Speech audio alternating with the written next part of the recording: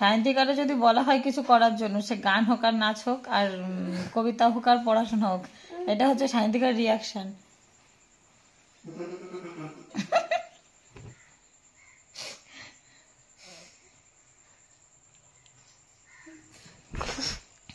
আরে জায়গায় ওর ক্যামেরা দেখছে, বুঝলে, বলে এই ক্যামেরাতে করছে অনেক কি বাজে লাগছে।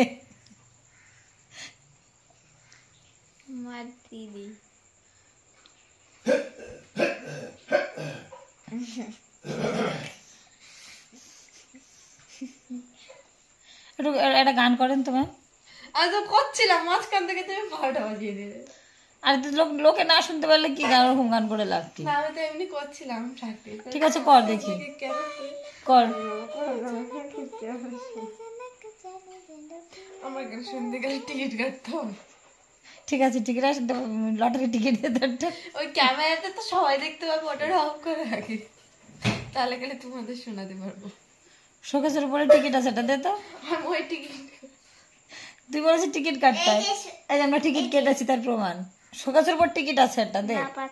ও ফেলায় দিতে। ঠিক আছে, যাই হোক, আছে তো, এটা রেখে দে, খোঁচা লাগবে।